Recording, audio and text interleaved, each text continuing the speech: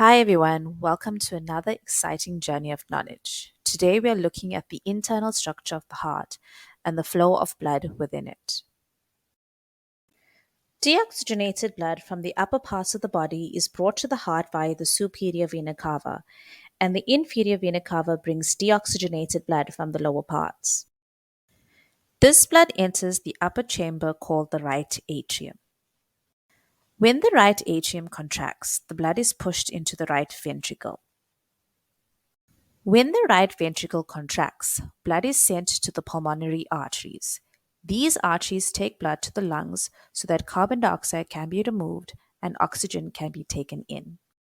This blood is now oxygenated and returns to the heart via the pulmonary veins, which take it to the left atrium. When the left atrium contracts, blood is pushed into the left ventricle. When the left ventricle contracts, oxygenated blood is sent into the aorta so that it can be transported to the entire body.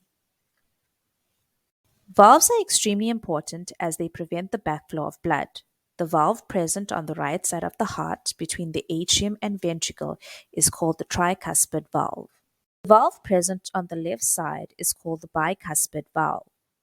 A tip as to which valve is present on which side, tricuspid has a letter R in it and therefore will be found on the right side of the heart.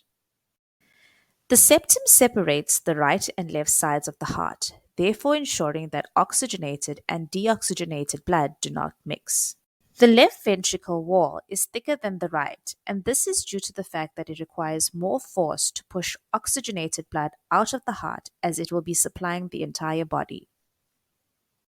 Here we see the heart is color coordinated. The blue parts, aka the right side, contains deoxygenated blood, and the red parts, aka the left, contains oxygenated. Blood enters the atria, gets sent to the ventricles, and then sent into the vessels so it can be transported to either the lungs or the rest of the body. Vessels that carry blood away from the heart are called arteries, and vessels carrying blood towards the heart are called veins. An easy way to remember this is that A for away, therefore, arteries transport blood away from the heart. All arteries except the pulmonary artery carries oxygenated blood. All veins except the pulmonary vein carries deoxygenated blood. You can use this easy three-step rule to determine which vessel carries which type of blood. 1. Arteries carry blood away from the heart. 2. Veins carry blood towards the heart. And 3. Location tells us where the blood is coming from or going to.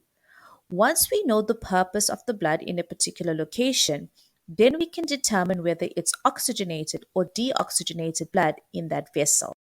And there you have it, another exciting journey into the internal structure of the heart and the flow of blood within it. Until next time, stay curious and keep learning.